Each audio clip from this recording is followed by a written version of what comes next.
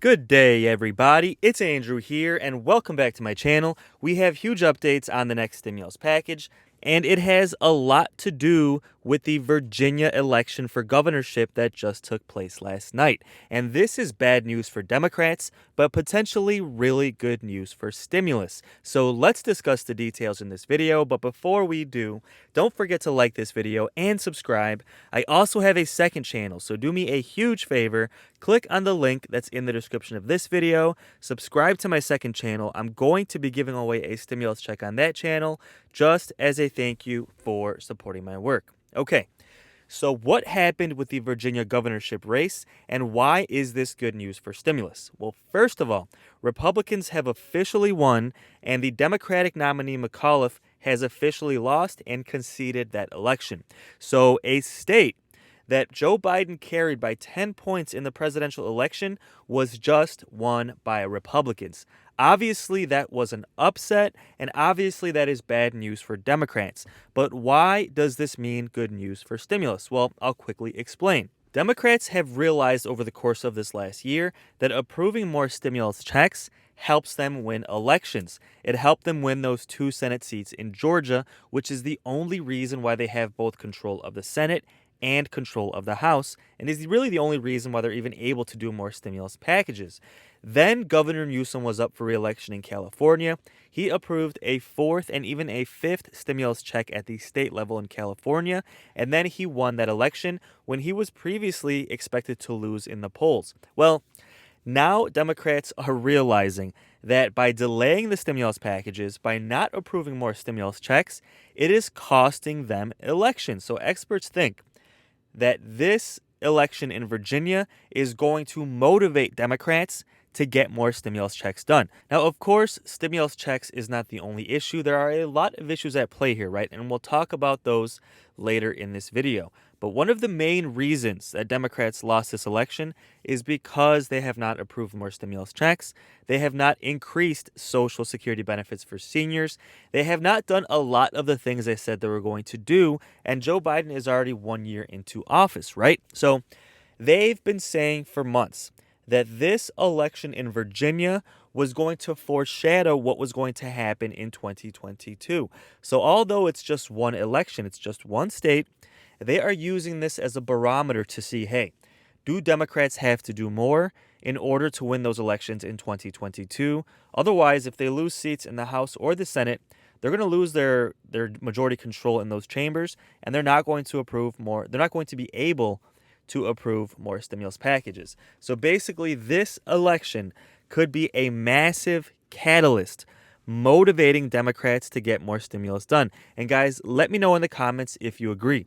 Do you think one of the largest reasons why Democrats lost this election was because they have not approved more stimulus checks and because they have not still expanded Social Security benefits?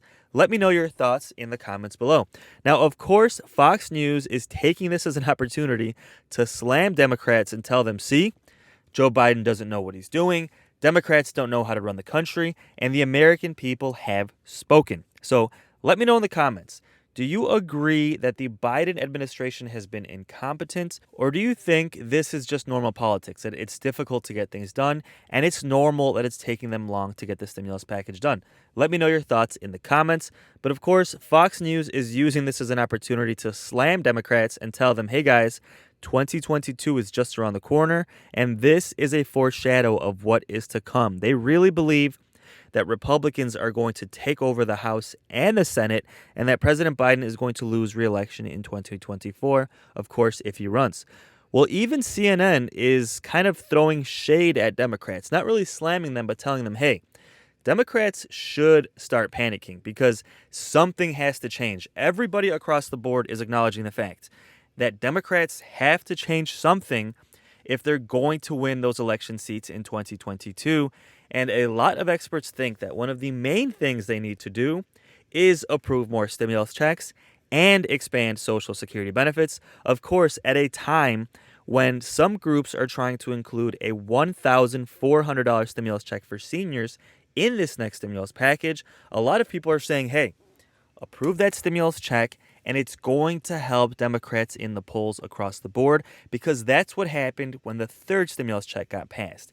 After the third stimulus check passed in March, President Biden's approval rating was at all-time highs. Then they basically promised another stimulus package, and since then things have been delayed, and Democrats, as well as Biden, of course, have been slipping worse and worse in the polls nationwide, right? So whether you're Democrat or Republican, it's obvious that something has to change for Democrats to maintain control of Congress, and approving more stimulus checks is one of the main ways they can do so.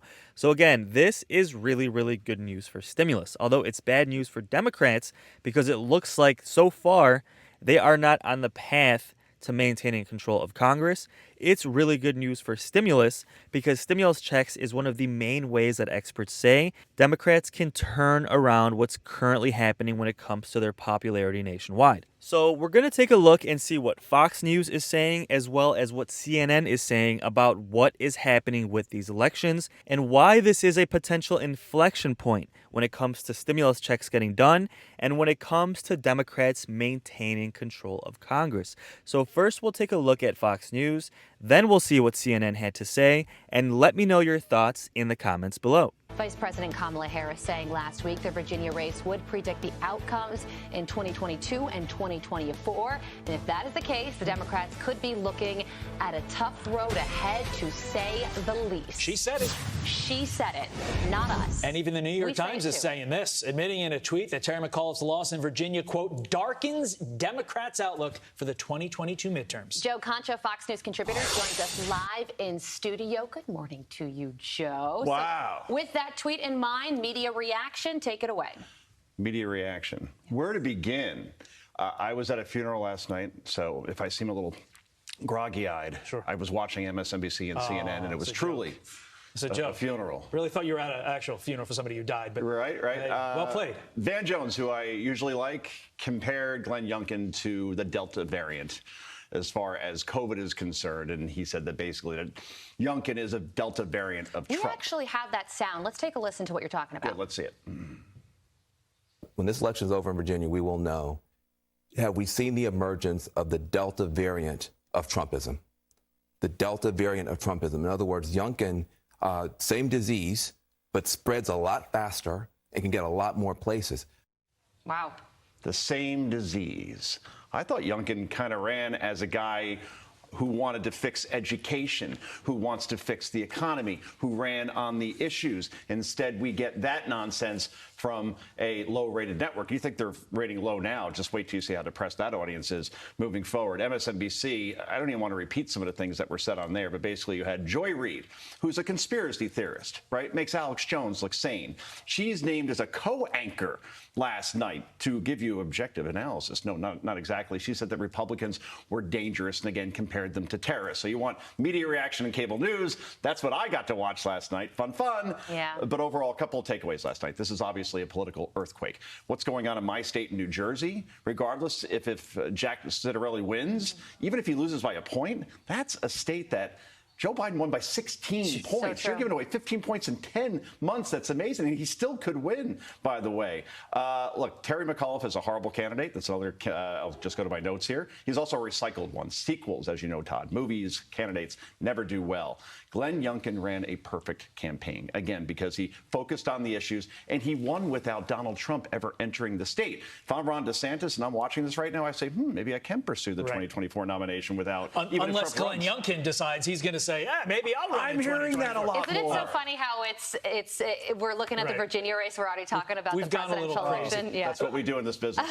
Let me broaden this out, and obviously you don't want to pontificate onto 2024, but I'm curious as to which way you think the media will go. Will they go the Joy Reid, Van Jones route that, quite frankly, all the guarantees the Republicans will take the House and Senate in 2022? Yeah. Or do they go the New York Times route and sort of force the Democratic Party to say, look, we need to focus on the suburban soccer mom and the suburban soccer dad, because if you give them what they want, they will decide the election in your favor? based on what we've seen in those newsrooms lately, as far as if you even have a dissenting opinion, you get eliminated. Remember the New York Times? They printed an op-ed from Tom Cotton saying maybe we should use the National Guard when protests get violent. And the editor got ousted for even printing that. So you got to wonder who's running the show at those places at this point. But I did write about this 2 weeks ago. Joe Biden and the media, I guess, to your point, Todd, needs to do the pivot that Bill Clinton did in 1994 after he took an absolute shellacking. Newt Gingrich takes back the House. He pivoted back to the middle. He ended the welfare state. He said big government is over, as we know. Can you imagine a Democrat saying that now? Biden media has to do that, saying, look, guys, you're gone way too far to the left. You have to compromise with this evil other party that you keep saying is evil if you want to win elections, you want to bring viewers back. Totally, if President Biden does that with the social spending bill. That's the other big thing that we're looking out for today because of Glenn Youngkin's win. That could change it all. There is no such thing anymore as a low turnout election. You have that much pent-up desire for civic participation that an off year, it's not an off year, it's an off year election. Right. You have record turnout. So that means that the audience is paying attention. That's a good thing. I'm waiting to hear now about voter fraud. I'm waiting to hear about it because it was all, voter fraud, you can't trust the elections. When Republicans win, suddenly everything's fixed. So that's going to be, I don't want to hear about voter fraud anymore. People are participating. The system works. But I think that what David said just a few minutes ago is really important. This is a big deal. These numbers are bad. This is not these are our voters. These are voters that came to us in 2018, came to us in 2020, and have abandoned us in droves in 2 states that should be in our column. That's a big deal. That is a 5-alarm fire. And I think that, look, I hope we can pass these big bills. Bill Clinton was able to turn his ship around and survive after the shellacking in '94 by doing a lot of small stuff that just lets you know he was on your side. He was talking about school uniforms. He was talking about V-chips for, he was talking about all kinds, but you know what? For ordinary folks, that guy cares about me. That guy understands what I'm going through. If this party doesn't wake up tomorrow morning and figure out how can we run back to regular folks and regular folks' issues. Now, some stuff we've been talking about is good stuff. Helping grandmas, helping kids, but it's been buried, it's been lost in this cold, big DC conversation about trillions of dollars. We've got to, both from a legislative point of view and from a messaging point of view, start re-signaling to ordinary folks that we get it. Otherwise, look, we're a year out from the Trump election looking back, and you're a year away from the midterms looking forward. You can see how much stuff can turn in 12 months. That's the good news. People want to participate. That's the good news. But we've got to take this message very, very seriously tonight. This is a big deal tonight. I just wanted to, you make powerful arguments for your party's ideas. And your counsel to Democrats is to show up and have a debate about ideas, programs, plans, and policies. What McAuliffe did tonight was show up and try to turn Youngkin into Trump and make the entire thing about white supremacy, racism, Donald Trump, Glenn Youngkin. I mean, they're even talking about the fact that he was wearing a fleece vest. And that's evidence of, that's the new uniform for white. So what you're saying is we need to have a debate in this country over policies and ideas, which, by the way, I agree with. I think that's healthy. And the Democrats did literally the exact opposite, and they're paying for it tonight. And I wonder, will they learn that lesson going into the midterms? But the political system is so dysfunctional right now. The margins are so small, and the Republicans are not voting for anything. How do you get anything done? Well, that's not entirely true. He had 19 in the Senate for the infrastructure bill. But let's talk about the second package. The second package, which you would agree contains some stuff that is interesting to a lot of Republicans. And how do you get any of that done? If Van is right, if Van is right and this stuff is popular, then no Democrat should fear a debate on the issues. But in these races tonight, no Democrat wanted to debate the issues. They want to talk about Donald Trump. And I wonder, if it's as popular as you say, why aren't they willing to engage? Well, first of all, I appreciate, and I always say that you do want to talk about the issues, and I think you've been true to that your whole career. What I will say is, it's not just the Democrats that sometimes wander off in bizarre directions. The Republican Party mixed in with some of the stuff that I think you would like. I don't think that this CRT stuff, and I keep beating the drum about it because it really lands badly with me, is good. I think some of the stuff is dog whistling. And so, look, both parties can see now that there's a way forward.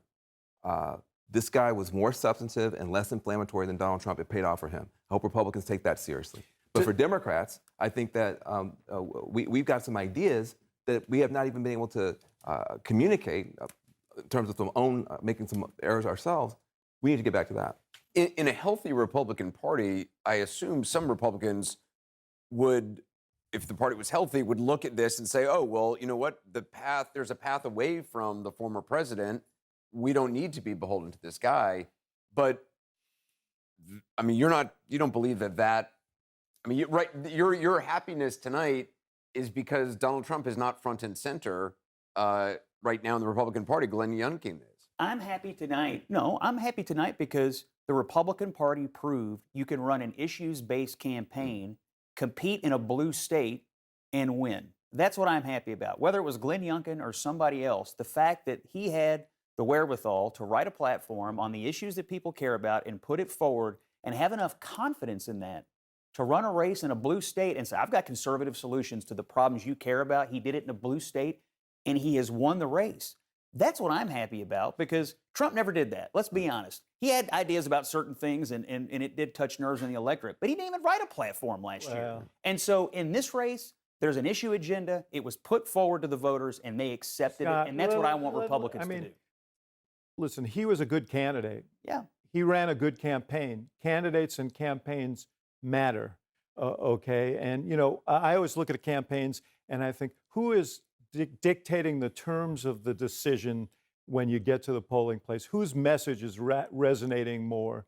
And Youngkin seized control of this race. Now, he scooped up the football when McAuliffe fumbled it on the issue of parents and schools, and took out of context somewhat what McAuliffe said, and did do what Vance said, which was dog whistling. So to the extent that Republican candidates take away the message that you can have a PG version of Trump, arouse his base, and still win, that wouldn't be a good outcome here. But that, I think, is what's going to happen. But I have to say, guys, this idea, you all keep saying it's dog whistling and they're touching on these race issues. Glenn Youngkin ran around the state of Virginia with an African-American woman who's now the first lieutenant governor, African-American female, and a Hispanic candidate for attorney general. It was a diverse ticket. Yeah, no, it looked and sounded like America. And you all keep saying... Well, obviously there are many issues at play here when it comes to these elections, things they mentioned in these videos, but one of the largest ones continues to be the stimulus packages, which they also mentioned in these videos. So guys, let me know in the comments. Do you think stimulus and Social Security are the biggest issues and the biggest reasons why Democrats are beginning to lose these elections? Or do you think other things like race and kind of political strategy, like attacking the other person instead of focusing on the actual issues at play, do you think those are the main reasons why Democrats are losing? Let me know your thoughts in the comments below.